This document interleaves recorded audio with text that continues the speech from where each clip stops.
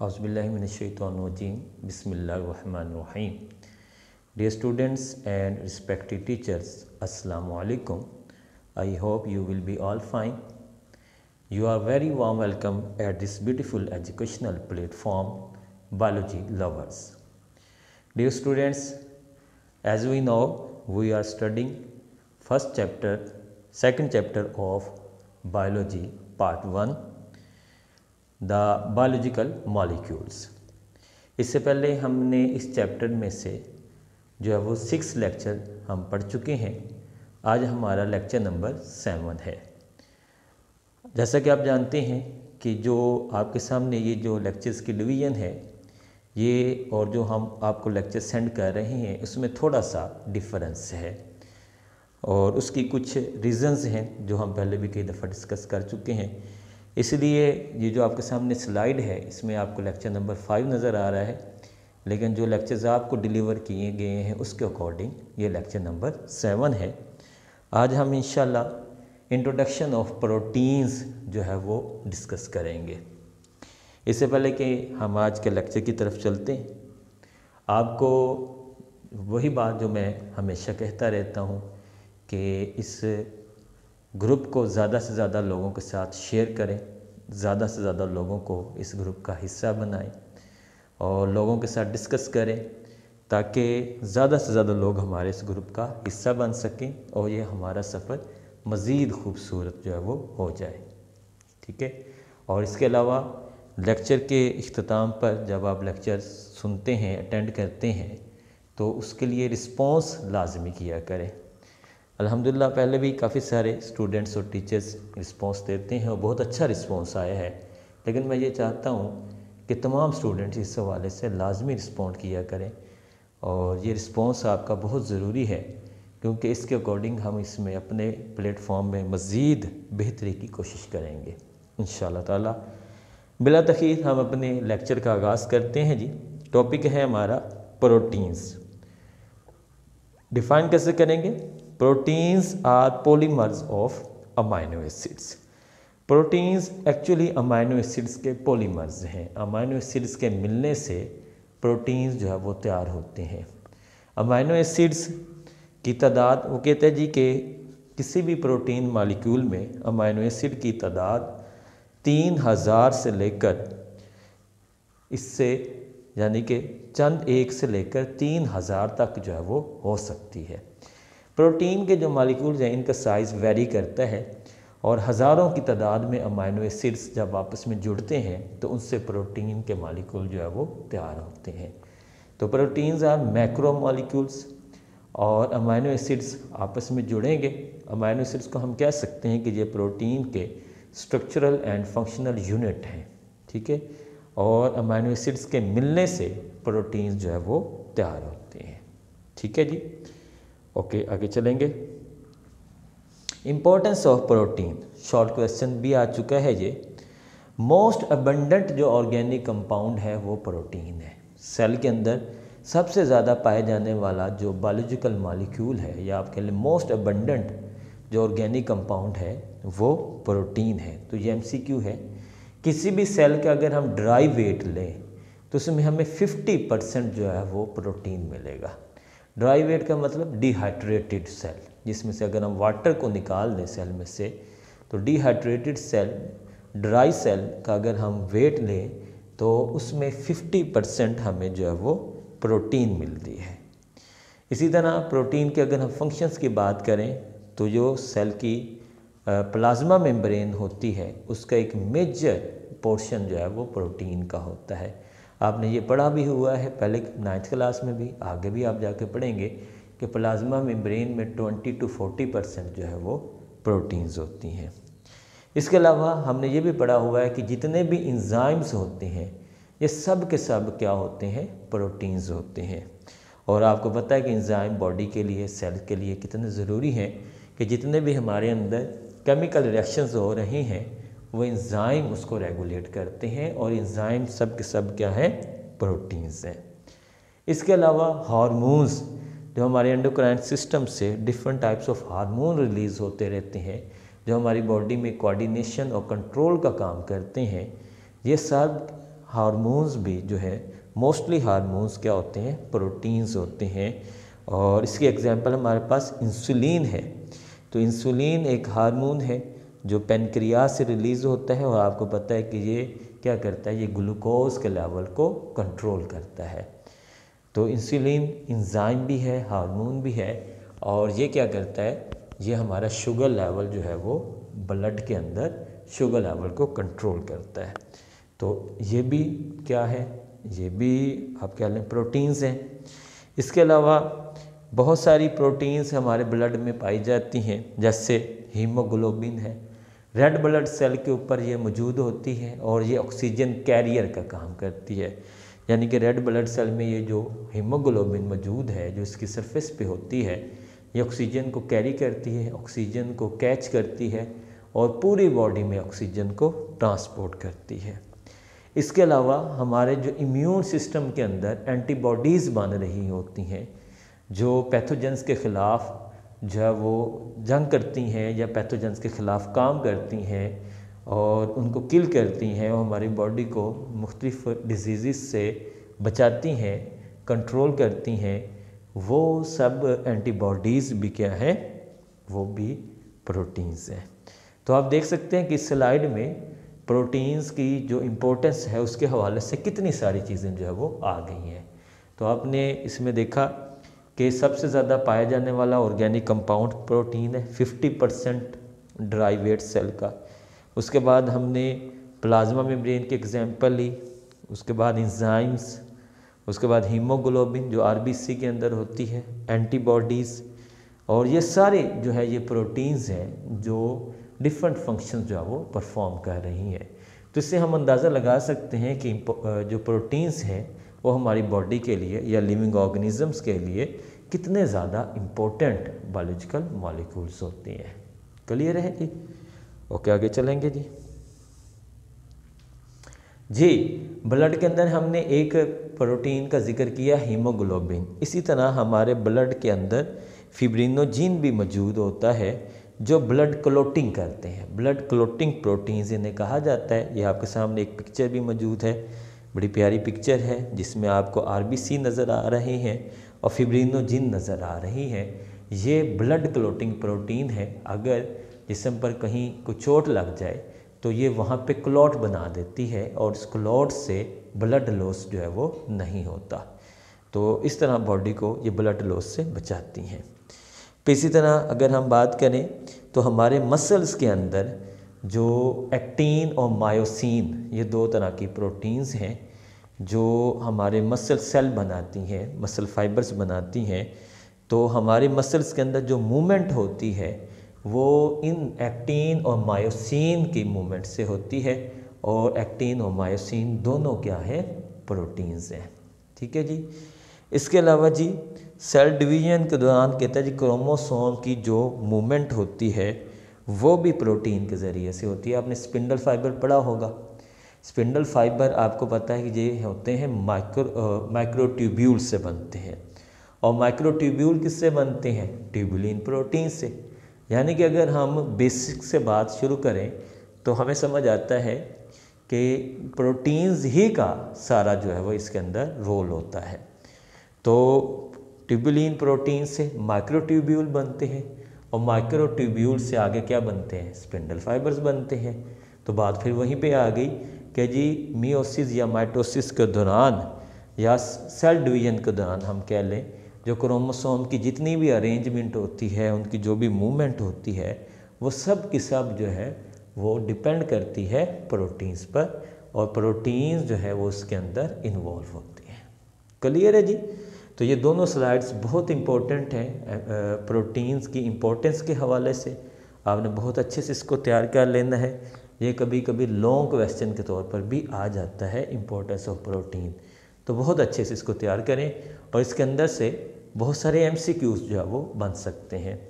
Dear student, मैं पहले भी आपको बड़ी दफ़ा ये बात बता चुका हूँ कि हमारा ये जो सेकंड चैप्टर है बायोलॉजिकल मॉलिक्यूल्स, ये MCAT के हवाले से भी बहुत इम्पोर्टेंट है।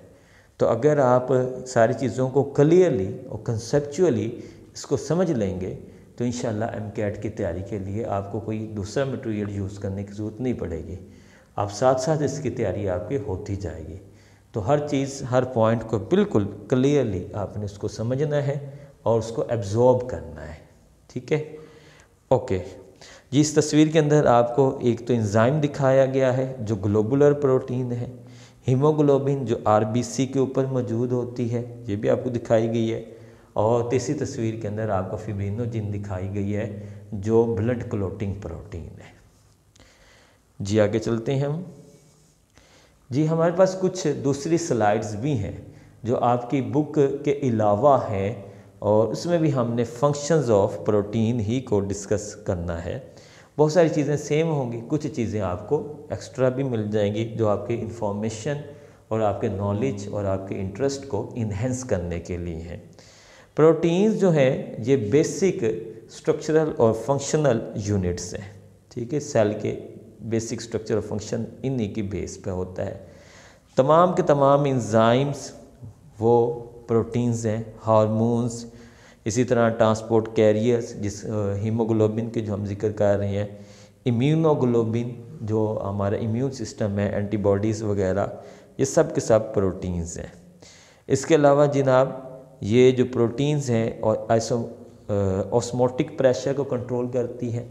जो देखें ऑस्मोसिस क्या होता है, the movement of water molecule from higher to lower concentration through a membrane. तो वो मेम्ब्रेन कौन सी है, प्लाज्मा मेम्ब्रेन।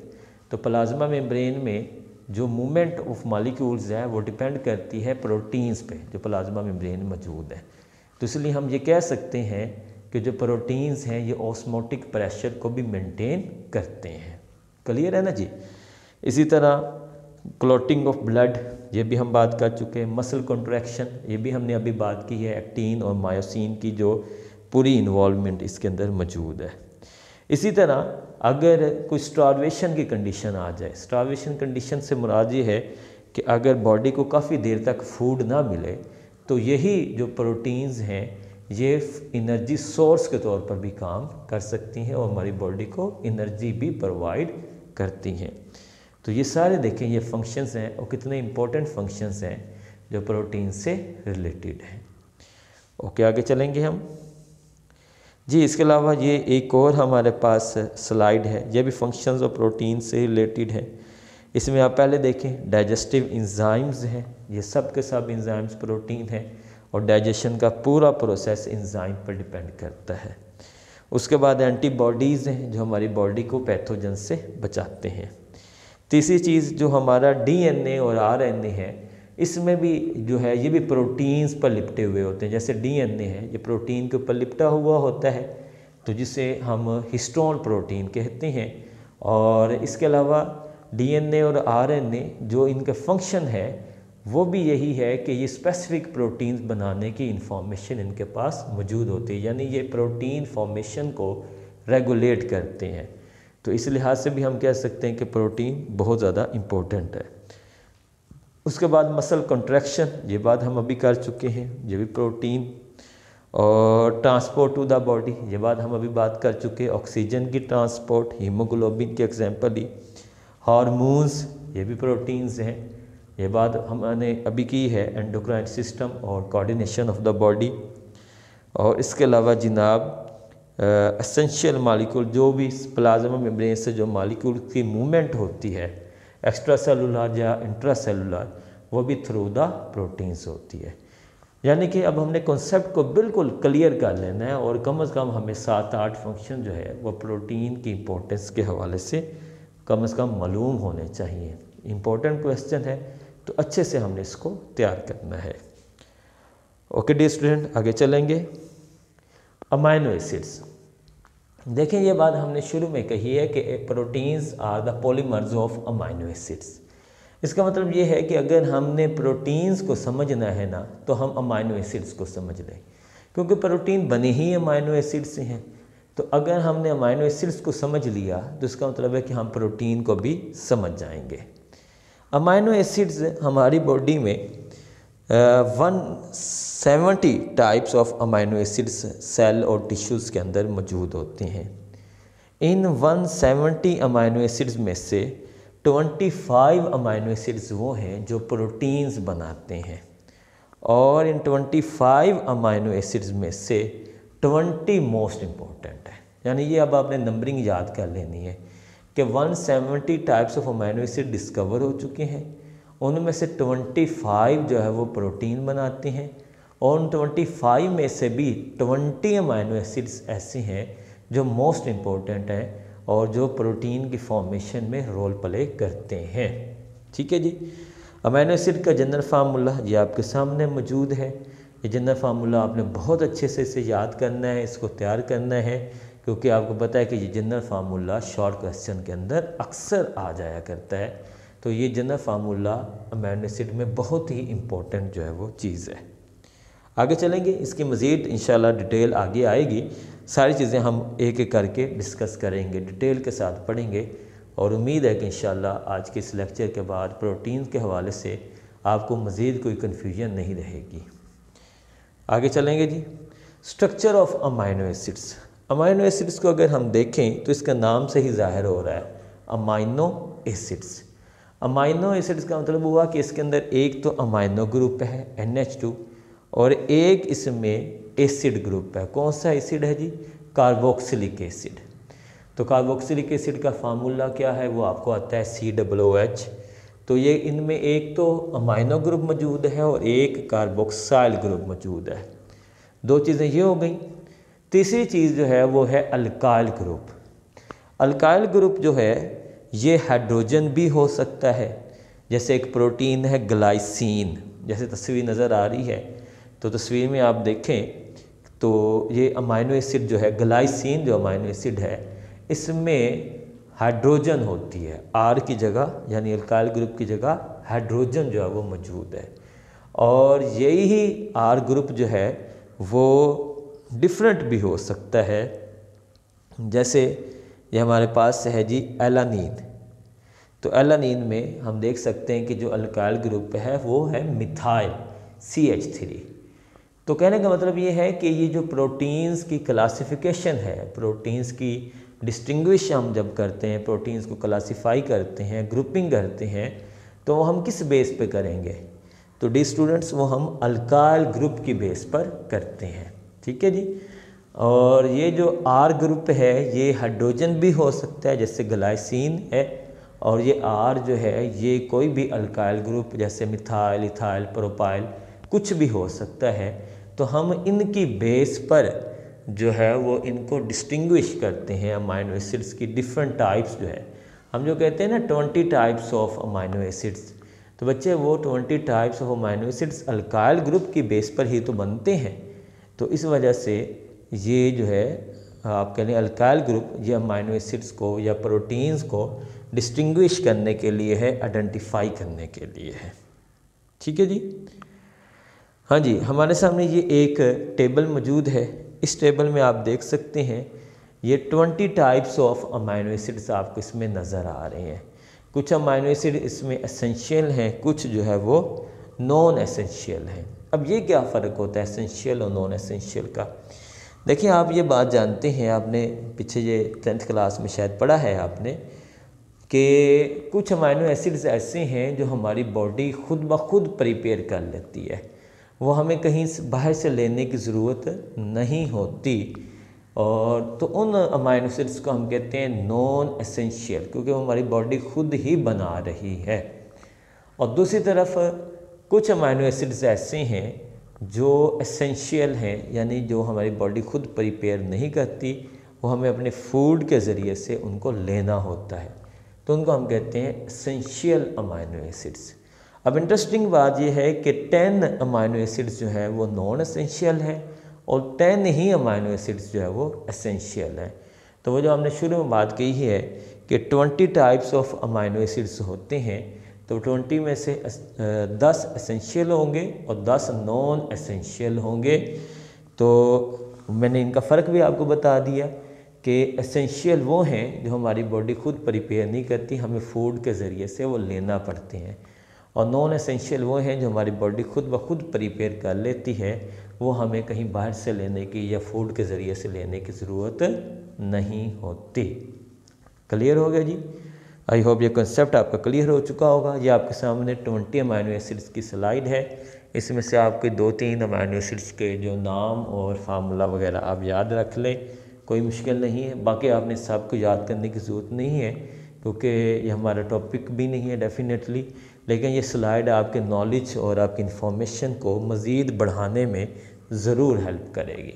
ठीक है जी, तो इसलिए इस स्लाइड का अगर आप स्क्रीनशॉट लेकर रख लेंगे तो उसका आपको इंशाअल्लाह लाजमी फ़ायदा होगा। पेप्टाइड बॉन्ड, देखिए हमने ये बात कही है कि ये जो अमीनो एसिड्स होते हैं ये आपस में जुड़ते हैं तो इनके जुड़ने से प्रोटीन्स जो है वो तैयार होती है। अच्छा, अब मैंने ये बात पहले भी आपको एक दफ़ा बताई है कि इस चैप्टर के अंदर हम डिफरेंट टाइप्स ऑफ बॉन्ड जो है वो पढ़ेंगे। पहला जो हमने पढ़ा कार्बोहाइड्रेट्स में वो है ग्लाइकोसिडिक बॉन्ड। ठीक है जी, ग्लाइकोसिडिक बॉन्ड हमने उसमें पढ़ा है जिसमें 2 मोनोसेक्राइड्स आपस में जुड़ते हैं और डाइसेक्राइड बन जाता है, तो उनके दरमियान मोनोसेक्राइड्स के दरमियान जो बॉन्ड होता है उसे हम ग्लाइकोसिडिक बॉन्ड कहते हैं। इसी तरह लिपिड्स में हमने पढ़ा कि फैटी एसिड्स आपस में जुड़ते हैं, उसे हम कहते हैं ईस्टर लिंकेज। ठीक है जी, या ईस्टर बॉन्ड आप कह सकते हैं। और तीसरा जो है हमारे पास जो टाइप आई है वो हम आज पढ़ रहे हैं पेप्टाइड बॉन्ड। इसमें क्या होता है कि अमीनो एसिड्स आपस में जुड़ते हैं पेप्टाइड बॉन्ड के ज़रिए से और इस तरह एक चेन जो है वो बनती चली जाती है। अब होगा क्या, जिसके तस्वीर को गौर से देखें कि एक अमीनो एसिड्स का कार्बोक्साइल ग्रुप दूसरे अमीनो एसिड के हाइड्रोजन ग्रुप के साथ, यानी कि एक तरफ से कार्बोक्साइल ग्रुप दूसरी तरफ से हाइड्रोजन ग्रुप जो है वो इसमें से निकलता है और एक वाटर मॉलिक्यूल जो है वो रिलीज़ हो जाता है और एक तरफ से अमीनो एसिड का कार्बोक्साइल ग्रुप दूसरे अमीनो एसिड के नाइट्रोजन ग्रुप के साथ जो है वो अटैच हो जाता है, तो इसको हम कहते हैं पेप्टाइड बॉन्ड। और इस प्रोसेस के दौरान वाटर का एक मॉलिक्यूल जो है वो रिलीज़ होता है। जैसे आपके सामने एक तस्वीर आ रही है ग्लाइसिन और एलानिन। एक तरफ ग्लाइसिन है, उसमें कार्बोक्साइल का OH ग्रुप, और दूसरी तरफ एलानिन है जिसमें से अमीनो ग्रुप का हाइड्रोजन ग्रुप। तो हाइड्रोक्साइल और हाइड्रोजन ग्रुप आपस में मिलकर वाटर मॉलिक्यूल रिलीज़ करते हैं, जिसके नतीजे में कार्बोक्साइल और दूसरे वाटर के अमीनो ग्रुप के दरमियान क्या हो जाता है, बॉन्ड बन जाता है। उस बॉन्ड को हम कहते हैं पेप्टाइड बॉन्ड। ठीक है जी, ओके आगे चलेंगे। पेप्टाइड बॉन्ड फॉर्मेशन मज़ीद यहाँ पे एक्सप्लेन किया गया है। एक अमीनो एसिड में आप देखें उसका कार्बोक्साइल ग्रुप मौजूद है, दूसरे में अमीनो ग्रुप है। अब होगा ये कि ये जो कार्बोक्साइल ग्रुप है इसमें से एक हाइड्रोक्सल ग्रुप यानी OH वो इसमें से निकलेगा और दूसरी तरफ से जो अमीनो ग्रुप है उसमें एक हाइड्रोजन वो निकलेगा। तो हाइड्रोक्सल और हाइड्रोजन आपस में मिलकर वाटर का एक मॉलिक्यूल जो है वो रिलीज़ करेंगे और उनके दरमियान एक बॉन्ड बन जाएगा। उस बॉन्ड को हम कहेंगे पेप्टाइड बॉन्ड। ठीक है, पहले हमने पढ़ा कार्बोहाइड्रेट्स में ग्लाइकोसिडिक बॉन्ड, लिपिड्स में पढ़ा ईस्टर लिंकेज और प्रोटीन में हम पढ़ रहे हैं पेप्टाइड बॉन्ड। तो इस तरह आपस में अमीनो एसिड्स जुड़ते चले जाएंगे, उनके दरमियान बॉन्ड बनते चले जाएंगे और इस तरह की तादाद आपस में बढ़ती चली जाएगी। अच्छा, यहाँ पे एक और चीज़ समझ लें कि हम ये जो पेप्टाइड बॉन्ड हम डिस्कस करते हैं वो असल में हम अमीनो एसिड्स के नंबर की बुनियाद पर करते हैं। ठीक है जी, यानी कि अगर हम 2 अमीनो एसिड्स को आपस में जोड़ें, ठीक है, तो एक पेप्टाइड बॉन्ड जो है वो बनेगा। इसी तरह अगर 3 को जोड़ें तो 2 पेप्टाइड बॉन्ड, ठीक है, और 4 को जोड़ें तो 3 पेप्टाइड बॉन्ड। क्लियर है? जबकि कार्बोहाइड्रेट्स में हमने देखा था कि 2 मोनोसेक्राइड्स के जुड़ने से एक डाइसेक्राइड बनता है, तो वहाँ पे बॉन्ड तो एक बनता है लेकिन हम उसे डाइसेक्राइड कहते हैं। लेकिन स्टूडेंट यहाँ पे ऐसा नहीं है, यहाँ पे 2 अमीनो एसिड्स के जुड़ने से एक पेप्टाइड बॉन्ड बनता है।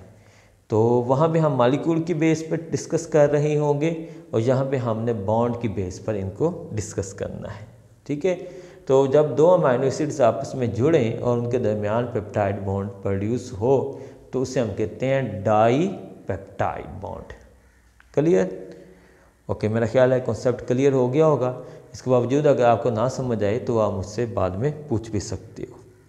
नेक्स्ट चलेंगे जी हम पॉलीपेप्टाइड चेन।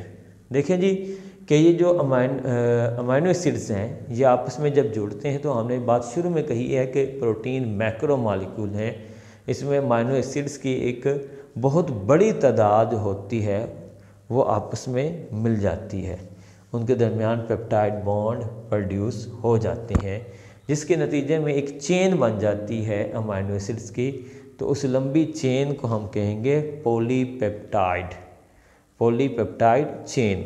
तो इस तरह पॉलीपेप्टाइड चेन बन जाती है, एक मतलब अमाइनो एसिड्स एक लाइन में जुड़ते चले जाते हैं और एक लंबी चेन जो है वो बनती जाती है, और जो उनके दरमियान बॉन्ड है उसको हम पेप्टाइड बॉन्ड कहते हैं। क्लियर? मेरा ख्याल है आपको बिल्कुल क्लियर हो चुका होगा जी। आगे लेवल्स ऑफ प्रोटीन स्ट्रक्चर। तो डियर स्टूडेंट्स, ये हम इंशाल्लाह कल पढ़ेंगे। आज हमारा टॉपिक चूँकि सिर्फ इंट्रोडक्शन ऑफ प्रोटीन्स था और इससे के रिलेटेड जो हमने अमाइनो एसिड्स और फिर उनके दरमियान जो बॉन्ड फॉर्मेशन वगैरह वो हम पढ़ी है। कल हम इंशाल्लाह इसके लेवल्स भी पढ़ेंगे प्रोटीन स्ट्रक्चर के, और इसी टॉपिक से रिलेटेड जितने भी इम्पोर्टेंट MCQs होंगे, शॉर्ट क्वेश्चंस होंगे या दूसरा कोई स्टडी मटेरियल होगा वो इंशाल्लाह मैं लाजमी आपसे जो है वो शेयर करूँगा।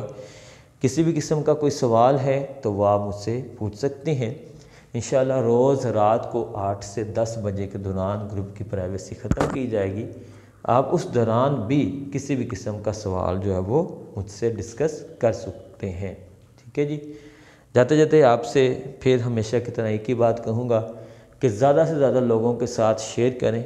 जो आपको ग्रुप का लिंक दिया जाता है वो आप ज़्यादा से ज़्यादा लोगों के साथ शेयर करें। मैक्सिमम लोगों को अपने साथ ज्वाइन करवाने की कोशिश करें। ठीक है, जितने ज़्यादा लोग होंगे उतना ज़्यादा इंशाल्लाह हमारा काम मज़ीद बेहतर होता चला जाएगा। ठीक है जी। तो अल्लाह ताला आप लोगों को हमेशा खुश रखे, ज़िंदगी के तमाम इम्तिहानात में कामयाब करे।